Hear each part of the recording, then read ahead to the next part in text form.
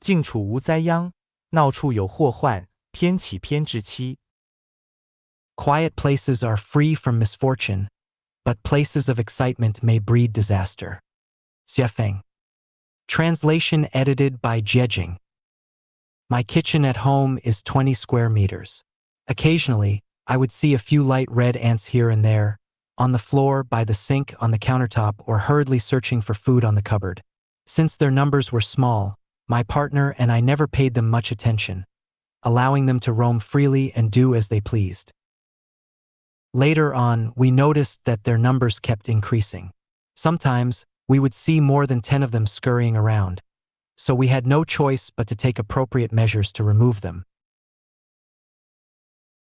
One day, I suddenly discovered that they were gathering in large groups, marching back and forth through a gap beneath the kitchen cabinets and sink. Curiously, I opened one of the cabinets and, to my surprise, there were nearly 1,000 ants crawling inside a box of rock sugar, which a friend had brought from my home country a few days ago. This was unacceptable, so I fetched a can of insecticide called Superkill EM and sprayed it along their trail, covering their entry and exit points with a substantial amount of the spray. In less than 10 minutes, the ant colony was completely wiped out. After that, I didn't see a single ant for the next 2 weeks. This incident illustrates that nothing should not be allowed to develop excessively, nor should it reside in a place that is not its own territory. Otherwise, there will be a catastrophic outcome. It also highlights the fact that one should not rush into things or join the crowd without careful consideration, as there may be hidden dangers in chaotic situations. Think about the rabbits and cacti that once proliferated uncontrollably in Australia, the kudzu vines that spread extensively in a certain state in the United States, the overpopulation of elephants in Zimbabwe, and the sparrows that covered the mountains in China during the 1950s. All of them encountered disasters as a result. Let's take a look at China's trade with Russia in the 1980s. Initially, it was smooth and unimpeded, then it prospered and flourished, but eventually it faded away. The main reason behind this was that things got too lively. The Great Leap Forward was very lively, the race to surpass the UK and the US was very lively, the Cultural Revolution was very lively, the nationwide practice of Qigong was very lively, the sit-in demonstrations at Tiananmen Square were very lively, venturing into business after the market reform was very lively, engaging in corruption and abuse of power was very lively, online commenting was very lively. There is a connection between two extremes, and when something reaches its extreme, there will be a backlash. Following trends and seeking excitement inevitably lead to disappointing outcomes. When university students choose their majors without considering the future rise and fall of professions 4 or 5 years later, blindly pursuing popular fields of study, they will face disappointment upon graduation. Similarly, if farmers only see the high value of peaches this year and everyone rushes to plant peach trees, when the planted peach trees bear fruit 3 years later, it will be a period of devaluation for peaches.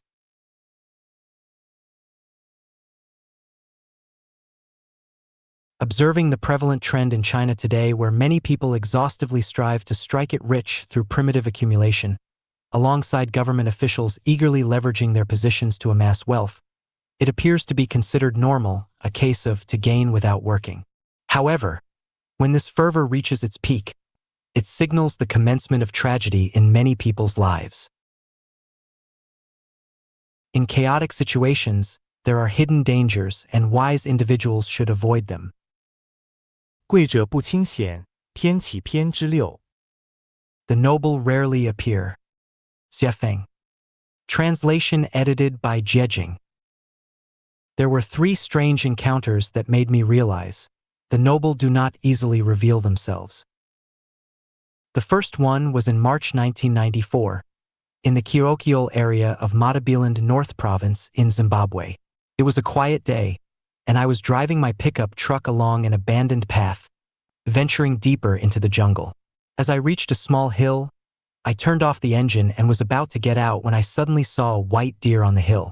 It turned its head and looked at me for just a few seconds before swiftly disappearing into the forest. I quickly got out of the car and chased after it, looking left and right, but I couldn't catch a glimpse of it again. I had asked the local villagers if there were any white deer in the area, and they replied, "Never seen one." I also asked many colleagues if they had ever seen a white deer, and they responded, "Nonsense! There are no white deer." The second time was in August 1995, but the specific location is now a fuzzy memory. We were drilling a well by a lush riverbank. It was a cold day when suddenly 3 cranes descended from the sky. Their bodies were gray, with long necks that turned white at the head, topped with red crowns. Their claws were also red. There were 2 larger cranes and 1 smaller crane. They landed about 30 meters away from us. I had seen this type of crane before in 1964 when I was herding sheep near the Yellow River. According to the elders, it is rare to encounter these cranes, and those who do are believed to have good luck and are likely to prosper financially. I have now seen 5 of them but still haven't struck it rich. At that time, there were 2 Zimbabwean people who witnessed these 3 cranes with me. I asked them, "Do you often see this type of crane?" They replied, "This is actually the first time we've seen this kind of crane." The third time was on a day in February 2003. The location was my residence at 46 Pendennis Road, Mount Pleasant, Harare. It was around 6 o'clock in the morning. Having lived in Harare for nearly 8 years, I often observed birds in the early morning. I visited 2 bird parks and had seen dozens of bird species. However, what excited me was that particular morning when I encountered a peculiar bird. It was slightly larger than a sparrow, with a green head, black body, and a red tail. What stood out the most was its tail, which was vividly red and measured approximately 25 centimeters in length. It perched among the treetops for only about 10 seconds before flying away. The white deer, cranes, and exotic bird, what do they signify? They signify that the noble do not easily reveal themselves. This leads me to think of the Emperor of Japan, who seldom appears in public because of their nobility. Diamonds are hard to find because they are precious. Reclusive hermits in the mountains do not easily emerge because of their nobility. Some households keep their extraordinary treasures hidden from the market because of their value. This leads me to the realization that anything that is esteemed, rare, and of infinite value is not easily found. This leads me to ponder how many rare and precious things are yet undiscovered in this universe, in this world. How many wise and enlightened sages and immortals are hidden, like dragons and tigers lying in wait. Truly, the mysteries are boundless. Wise ministers choose their lord, while virtuous birds select their tree for perching. Tigers do not descend upon plains, and horses do not venture deep into mountains. The phoenix does not land in a place devoid of treasures, and immortals do not associate with ordinary people.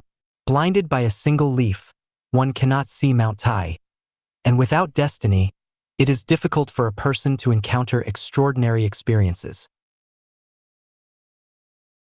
Indeed, the noble do not easily reveal themselves, and those who readily display themselves are not truly noble.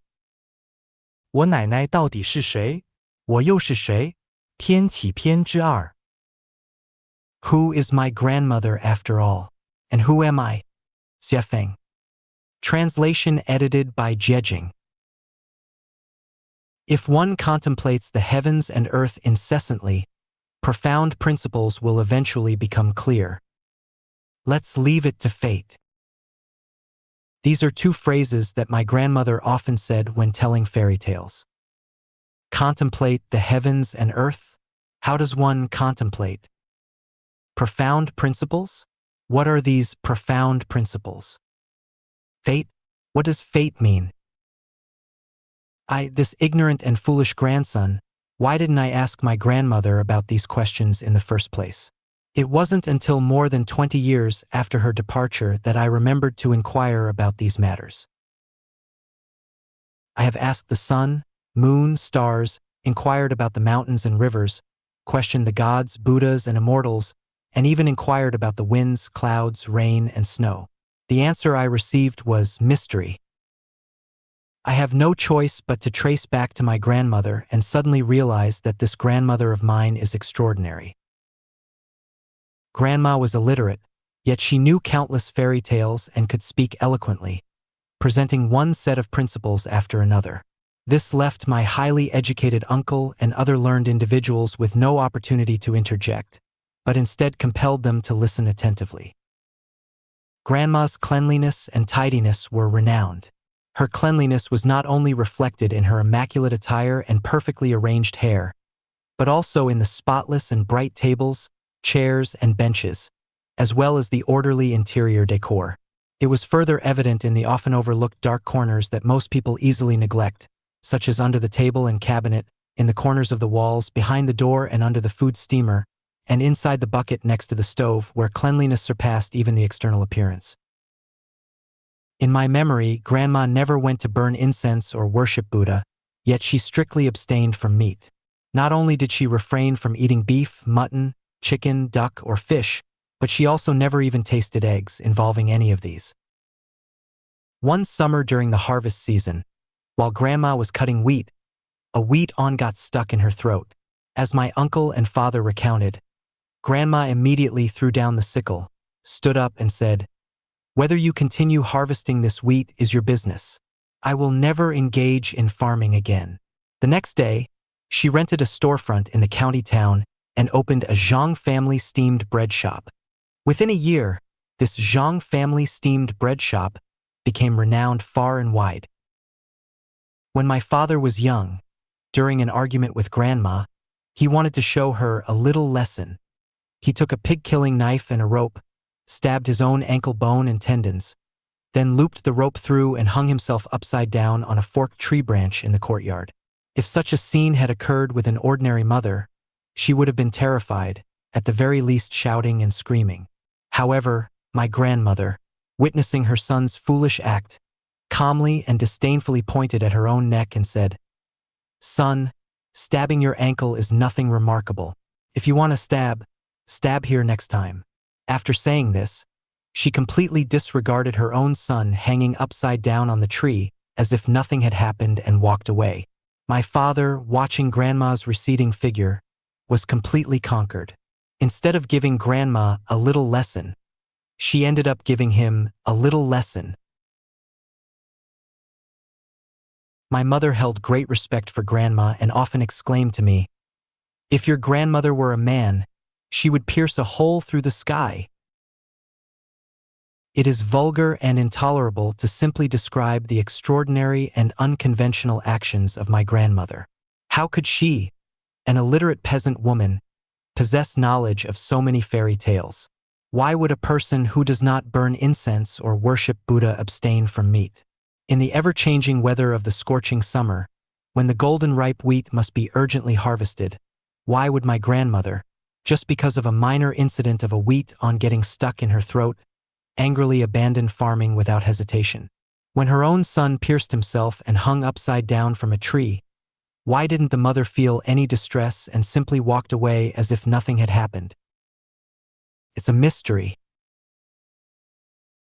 I remember my grandmother telling me, I was in the 5th grade at the time, "Let me tell you about the origins of our family. Take some time to write it down." But being ignorant and playful, I didn't take it to heart and casually replied, "Grandma, let's talk about it later." Little did I know, shortly after, my grandmother passed away. Opportunities once missed may never come again. One misstep became an eternal regret. I lost my roots. As a lost individual without roots, I'm like a drifting duckweed, aimlessly floating on the vast sea, carried by the currents without a sense of direction. I don't know where I came from or where I'm heading. While reading the Bible, it suddenly dawned on me that everything my grandmother did was for my sake. Before Jesus came to earth, heaven sent John as a precursor to prepare the way for him. Before I came to this world, the kingdom of heaven sent my grandmother to enlighten and guide me, who was about to be born. So, who is my grandmother after all? And who am I? Countless sleepless nights of realizations and the wonders of nature have led me to contemplate the profound principles and discover my own roots. I have come to understand why the greatest creator has laid down the 36 8-diagram arrays in the universe and have unraveled the mysteries of deciphering these 8-diagram arrays. Oh, the greatest creator! Your love for me is immeasurable, and even if I had billions of years, it would be difficult to repay. 伊甸园是这样失落的，天启篇之10。The Garden of Eden is lost like this. Xiefeng. Translation edited by Jejing. I have 2 German shepherds, belonging to the military dog breed. One of them is named Luinbei, and the other is called Lanbua. Whenever the night is deep and quiet, I enjoy taking a leisurely stroll on the lawn in my courtyard, which is even bigger than a soccer field, and ponder in tranquility. During this time, the 2 dogs joyfully run around me, both guarding the courtyard and providing me solace. Due to their loyalty, I treat them well. They receive meat every day, and their monthly food expenses are at least 200 yuan. I bathe them once every 2 weeks, and I never scold or beat them. There exists a harmonious and mutually beneficial relationship between humans and animals. 3 months ago, my animal-loving wife brought home a small pet from a friend. Its scientific name is West Highland White Terrier, belonging to the small hunting dog breed. These dogs have a small size but are highly alert and intelligent. They are capable of both being affectionate and understanding human emotions. Due to their likable and adorable nature, they often live indoors with humans and enjoy all the luxuries and comforts of a dog's life. The next day, my partner bought a large circular plastic basket specifically for it, lined with a thick layer of old window screen folded into a mattress inside. The little dog lies on it, and the level of comfort is no less than me lying on a memory foam bed. To address the issue of the pet's waste, my partner deliberately found a large box made of hard cardboard with only a 3-inch high edge. Inside, she laid a layer of clean sand as the dog's bathroom. Everything was prepared, and only enjoyment remained. Unfortunately, this little dog doesn't use its bathroom and insists on urinating and defecating on the carpet. My partner searched for information, sought advice from experts, and repeatedly tried to train and guide the dog, but it remained stubborn and unchanged. Helplessly, we had no choice but to let it spend the night outdoors with Luinbei and Lanbua. The treatment it should have enjoyed has been lost. Who should we blame? Do we as humans also experience the same kind of sadness as our dog? There was a tall and strong African man named Paul. He, along with his spouse and 2 underage children, lived in a less than 10 square meter room made of old wooden boards, in a very pitiful condition. When I spoke with him, I discovered that he was psychologically and mentally stable. Moved by sympathy and compassion, I invited their entire family to live with me. I assigned Paul to manage the garden and clean the courtyard, so that he could earn a wage through meaningful labor, enough to provide a relatively normal life for his whole family. A month passed, yet the weeds in the courtyard remained unattended, and the flowers continued to wilt. When I was at home, I often saw Paul squatting to weed, but as soon as I left, I discovered he had gone back to sleep. I assumed Paul didn't enjoy this task, so I brought him to the store to handle cleaning and organize merchandise. However, after a week, the dust accumulated, and the store appeared even more disorderly. What is the reason? Upon observing, I noticed Paul spent a considerable amount of time cleaning rags. He'd stand by the sink, dedicating an hour to washing a single rag. Feeling helpless, I assigned him as a security guard at the club, providing him with a brand new security uniform that suited his tall stature. He looked remarkably enthusiastic, unable to wipe the smile from his face. I assumed this would finally please him. I briefed him on his duties, specifically instructing him on handling disruptive individuals and theft incidents. However, much to my surprise, he still didn't put much effort into his work. He would stand at the entrance like a statue. When a thief took the camera, he lacked the courage to even ask a question. Feeling utterly helpless, I had no choice but to ask Paul and his family to leave, allowing them to fend for themselves outside. Such examples have occurred more than 20 times in my vicinity alone. How was Eden lost? It wasn't because God was unjust or the deities lacked compassion. It was because we as humans are unworthy of living in Eden. We do not deserve it. I had a colleague who, a few years ago, begged me to send him an invitation letter to help him do business abroad. Despite the difficulty of the situation, I actively assisted him in handling various procedures. When everything was ready and only the departure for overseas remained, he became arrogant and boastful. In a dark corner with his group of friends, he started devising an evil plan. First, they belittled me, saying, "He, a nameless and insignificant pawn in the company, can survive overseas only because of the government's support.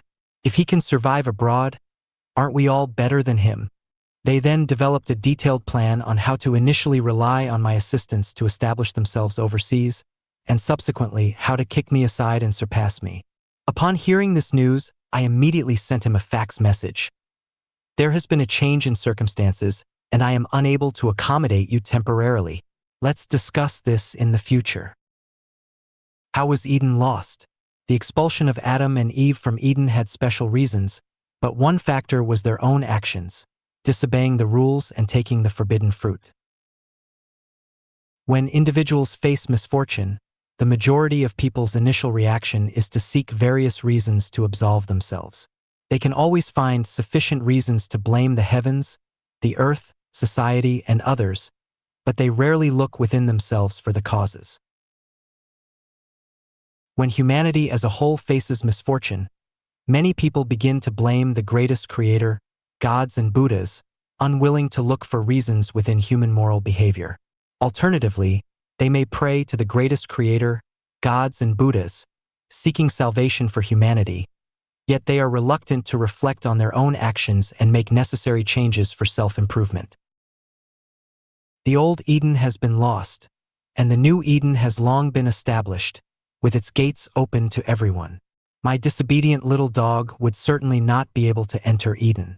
Paul, being lazy and irresponsible and unproductive individual, cannot be allowed into Eden. Despite my colleagues' active pursuit, their intentions are impure, and I cannot permit them to enter the sacred Eden. The blind cannot see the blue sky, so they claim there is no sky. The deaf cannot hear sounds, so they say rivers have no ripples. Those without spiritual awareness cannot see God, so they say there is no Eden. God loves the humble, and Buddha enlightens those with affinity. As for the rest, they are like Paul, destined to fend for themselves. 从青霉素过敏到舍利子形成，天启篇之8。From penicillin allergy to the formation of Sarira. Xiefeng. Translation edited by Jejing. In 1999, I drove a Nissan car with my lover and child from Harare to visit Victoria Falls, which was over 800 kilometers away. During that trip, what amazed me was not just the grandeur of the waterfall, but a young European girl, not even 20 years old, who was bungee jumping. Between Zimbabwe and Zambia, there is an iron bridge over the Zambezi River. The bridge is approximately 1 kilometer above the river surface. Standing on the bridge and looking down, the river water surged, and huge rocks protruded, making one feel dizzy and amazed. On that bridge, people often came to play bungee jumping. It involved tying a specially designed rope around the waist and feet, and then jumping from the bridge. This jump wasn't from a 3-meter-high wall to the ground. It was a leap beyond the limits of death. Not to mention those who have acrophobia, heart disease, or nervous disorders. 90% of people in general wouldn't dare to try it. Some men could be seen playing bungee jumping, which seemed acceptable, but seeing a delicate and beautiful young girl doing it left people dumbfounded and speechless, unable to break a sweat. Even some men still had pale faces after finishing their jumps. However, when this girl was pulled up to the bridge, someone asked her how she felt, and she excitedly exclaimed, "Wonderful! Oh my, while others were almost scared out of their wits. She found it wonderful without changing her expression or heartbeat. Is she even human? It suddenly dawned on me that this girl's mental and emotional makeup was different from others. What ordinary knowledge considers strange phenomena held no strangeness for her. She treats it as simple, ordinary, and normal. It turns out that people are fundamentally different from one another. Despite all being human, the differences between individuals are immense. Some people are allergic to penicillin while many others are not. Some people are allergic to pollen while others are not. Some people are allergic to metals other than gold and silver while others are not. When reading Strange Tales from a Chinese Studio by Pu Songling and Ji Xiaolan's notes from the Orchid Pavilion, we discover that some people turn pale at the mention of ghosts, while others, upon encountering a ghost, treat it as casually as they would treat a cat, showing no signs of fear or disturbance. Perhaps some would argue that Strange Tales from a Chinese Studio and Notes from the Orchid Pavilion are metaphorical stories and should not be taken literally. I believe there is some truth to that. However, in broad daylight, when someone puts on a ghost-like mask, some children tremble in fear, while others not only show no fear but even burst into laughter. This is a fact. I remember in 1989, after the students in our school watched the movie Painted Skin at a theater in Zhangjiakou City, Hebei Province, some of them were afraid to stay alone in the dormitory that night, and they didn't dare to go to the bathroom alone. Yet many others were completely unfazed. I still remember when I was in middle school, Dongxiang County No. 3 Middle School in Gansu Province. One day, a classmate carried a 1-meter-long snake and stood on the podium, shaking it to intentionally scare the female students. The girls laughed and giggled, but a tall male student sitting in the back row screamed and turned pale. The image of fear from that student is deeply etched in my mind. It has been 30 years, but the memory remains vivid, as if it were yesterday. What's there to be afraid of a dead snake? Yet my classmate reacted as if he had seen a ghost. Freud or parapsychologists might be able to explain it, but regardless of the explanation, it is a fact that this classmate's psychological makeup is unique compared to ordinary people. On the eve of a life and death battle between enemies, some people sleep soundly, snoring loudly, while others toss and turn, unable to fall asleep. Beethoven could compose the Heroic Symphony. So why can't we? Da Vinci could paint the Mona Lisa. So why can't we? Newton could discover universal gravitation from a falling apple. So why can't we? Einstein could find the equation for mass energy equivalence. So why can't we? Because people are fundamentally different. This means that using our own understanding to judge the thoughts and actions of others often leads to incorrect conclusions. In the future world described in the Bible, everyone is free from illness. In the Buddhist scriptures, the Pure Land is described as a realm where everyone lives eternally. In the Life-Chanuan description of the 10,000-year world, people can fly. Do we believe in these descriptions or not? After the death of Buddha Shakyamuni, his remains were cremated, and numerous crystal-clear, colorful, and steel-like solid sarira were discovered among his ashes. In December 1990, after the passing of the Singaporean Chinese monk Master Hongchuan, 480 colored crystal-like sarira were found in his ashes. In 1994, during the cremation of Master Yuan Zhao's body at the Fahua Temple on Mount Guanyin in Shaanxi, his heart remained intact and transformed into a dark brown, hard relic. For the past 10 years, I have been almost free from illness. On rare occasions when I feel discomfort, taking a painkiller quickly relieves it. Why is that? It's not because I have naturally good health, but rather because of my cultivation practice. I have developed a simple and effective method, and the results have been remarkable. When practicing, I am oblivious to extreme cold or hot weather. My mind becomes empty during the practice, and afterwards my mind is exceptionally clear.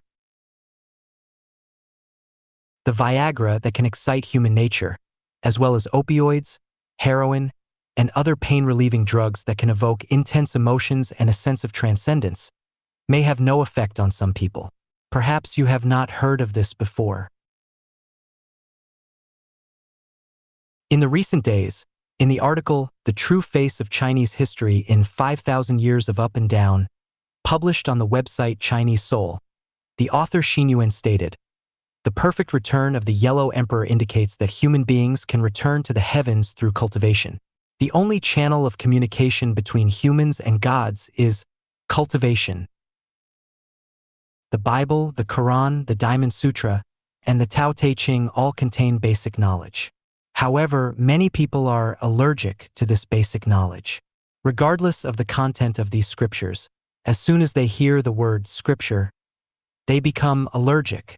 Furthermore, some people randomly interpret the scriptures, making the originally profound and spiritually scientific wisdom appear mysterious and unfathomable, causing people to feel intimidated.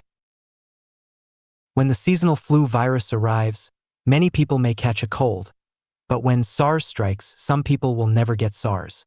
In 1348, the Black Death, a widespread outbreak of bubonic plague, claimed the lives of 1/3 of Europe's population, but why didn't the remaining 2/3 die? When periodic cosmic waves arrive, many people die. Whether you flee to the ends of the earth, dive underwater, or burrow underground, you cannot escape the impact of these waves on your nerves and psychological structure. Only those who have cultivated and practiced to an advanced level, whose nerves and psychological structure resonate with these waves, not only do they not feel the arrival of cosmic waves, but they are also unaffected by their negative effects. If you receive the cowpox vaccination, you won't get smallpox. If you enter Misfortune, you won't fear periodic cosmic waves. In the next 3 years or so, perhaps several extraordinary phenomena will occur, and by then, people will understand the true meaning of the birth of Misfortune. Are you allergic to penicillin? What are you not allergic to? Do you have psoriasis in your body? When will you have psoriasis? People, what are you really living for? Where are you rushing to in your busy lives? What have you truly understood? 意识能听到上帝的声音，天启篇之4。Consciousness can hear the voice of the greatest creator. Xiefeng. Translation edited by Jiejing. In the vast universe, there are billions and trillions of voices, each expressing their own thoughts. As long as we use spiritual perception consciousness to listen, we can hear them. Common sense tells us that hearing relies on ears, and without ears, we cannot hear any sound or better understand the intentions of others. However, I advise we discard common sense and explore whether we can hear without ears. Let's start with an example. Helen Keller, an American blind writer, hailed by the Encyclopedia Britannica as one of the most accomplished representatives of disabled individuals in history. She embodied blindness, deafness, and muteness in one person. Despite being deaf, she could hear the voices of others, not through her ears but through touch. She would place her index finger on the speaker's lips, her middle finger on their nose, and her thumb on their throat, enabling her to hear their voice clearly. By placing her hand on a violin, she could hear the melodies played on it. This fact demonstrates that we can understand the voices of others even without using our ears. We can hear through the sense of touch. People with arthritis, as long as they pay attention, can be the first to hear the sound of climate change. When the river water warms up, ducks are the first to know, and sunlit flowers and trees meet spring early. The sounds of spring are first heard by certain animals and plants. Listening can be categorized into 3 levels. Using ears to listen is the primary level. Using senses to listen is the second level. And using spiritual perception, consciousness, to listen is the highest level. What ears hear are the appearances of things. What senses hear are the processes of things. What consciousness hears are the essences of things. If someone says, "I love you," and you hear it with your ears, You perceive a sweet and pleasant sound, which is the superficial aspect. However, if you can feel the sound of love, then love has taken on a process. And if you can hear the sound of love with your consciousness, that love becomes a selfless and enchanting love. The love heard with ears is fleeting, the love sensed is enduring, and the love heard with consciousness is eternal. The supreme love is silent. To generalize further, the sounds heard with ears are often illusory. The sounds sensed are a mixture of reality and illusion, difficult to discern truth from falsehood, while the sounds heard with consciousness are genuine. The loudest sound is silence. The sound of silence can only be heard through consciousness. When a strong wind blows across the wilderness, we can hear the sound of the wind with our ears. When a gentle breeze passes through the wilderness, we can perceive the sound of the wind through our senses. However, there are countless sounds of the wind that we cannot hear with our ears or perceive with our senses. We need to use spiritual perception, consciousness, to listen. On a hot day, if you can quiet your mind and listen with consciousness to the sound of the Arctic's icy landscapes, you will immediately feel cool. On a cold night, if you can hear the sound of the flowing lava from a volcanic eruption, you will not feel cold. In this statement, there's a fundamental difference between what's imagined and what's actually perceived with consciousness. For instance, during hunger, envisioning eating lavish dishes doesn't solve the hunger issue. Yet, when consciousness is used to simulate eating, the sensation of hunger isn't felt. This pertains to a matter of different levels. If one exercises consciously, like Helen Keller did, they will discover many natural mysteries. On a calm, windless night, you raise your palm and feel in all directions. You will notice a cool breeze coming from certain directions and a warm gust from others. Over time, your palm will be able to discern the sound of any object, whether it's directed towards mountains, rivers, trees, flowers, houses, cars, people, or tables. You can hear their sounds. For example, when you hold your palm against a book, a thin book rolled up in your hand, you can sense its essence. Some books emit warmth, others coolness, while some books have no discernible temperature. If you can't feel anything, the reason lies not in the material itself, but in the lack of conscious training within yourself. It's like an ordinary piece of iron that lacks magnetization. It has no magnetism and therefore lacks north and south poles to distinguish between them. If we plug our ears and place our fingertips on someone's lips, we won't hear the person speaking, but Helen Keller could. The reason is that we haven't undergone conscious training. The Creator of the universe created human beings but did not grant us extraordinary hearing. Instead, our range of hearing is limited to 20 to 20,000 hertz. We are unable to hear sounds outside of this range. If we were able to hear infrasound and ultrasound, our days will have no peace. The sound of our heartbeat would be louder than drums. The sound of brushing our teeth would be like the earth shaking, and the sound of drinking water would resemble the roaring of the Victoria Falls. How could we bear such intensity? Everything has a sound. Any movement generates sound. When a jet plane takes off, it creates a deafening noise. However, if the frequency of its sound during takeoff exceeds 20,000 hertz, it becomes silent. In reality, it is not truly silent but rather beyond our range of hearing.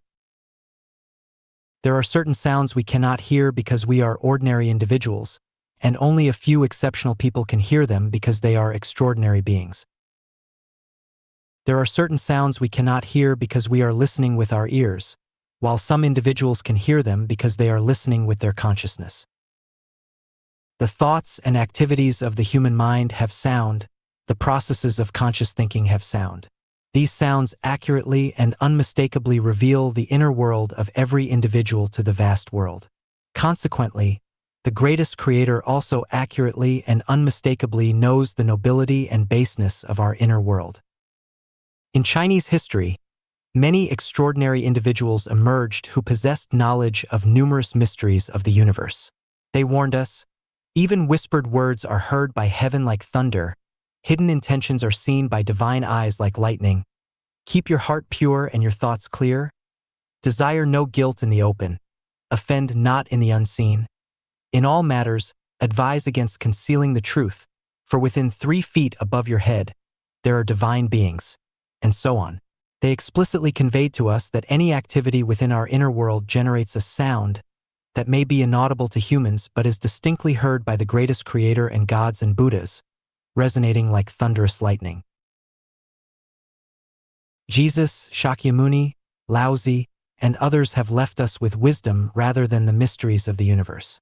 Jesus explicitly stated that pearls should not be thrown to pigs and that he spoke in parables so that those with wicked hearts would not understand. Shakyamuni also primarily spoke for those on the path of the Mahayana. Laozi similarly understood that if the petty-minded individuals were to grasp the mysteries of the universe, it would bring endless harm. Life Genuine has made the greatest efforts and has led everyone to the edge of the mysteries of the universe. Looking at human history, the current state of human hearts is worse than before. In truth, humans no longer qualify to continue existing on this beautiful blue planet.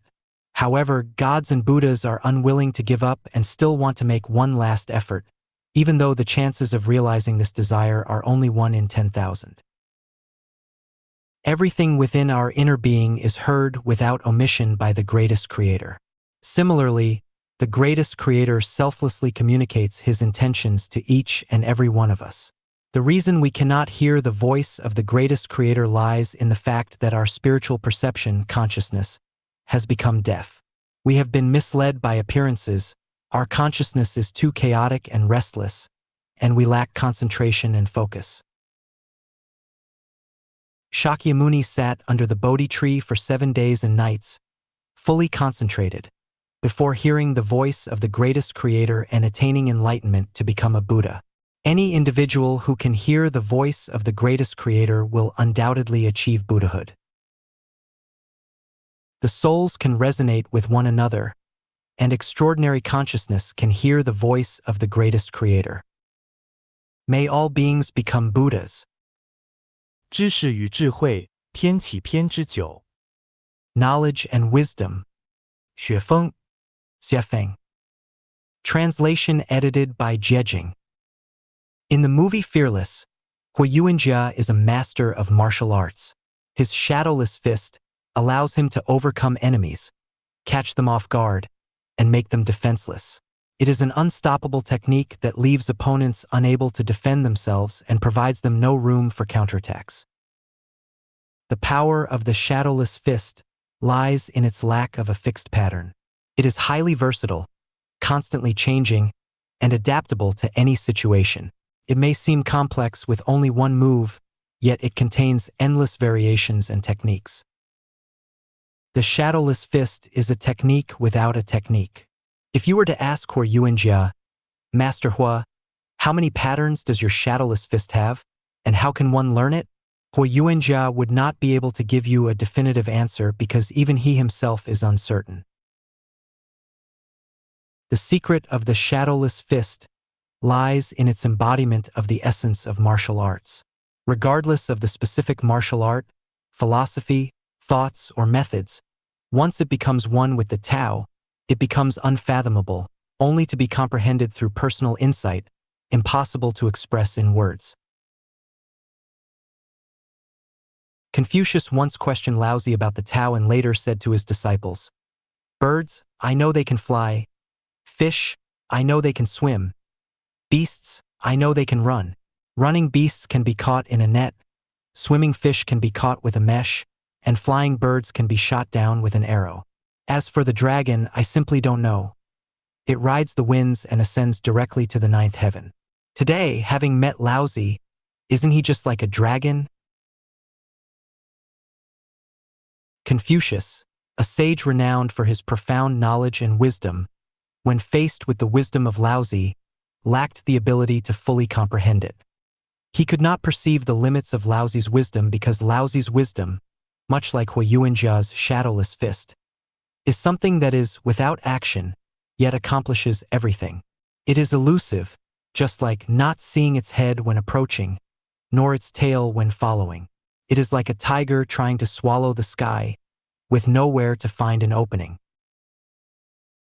The Buddha Shakyamuni spent over 40 years teaching the Dharma, yet in the end, he stated that he had not truly said anything, nor had he given any teachings.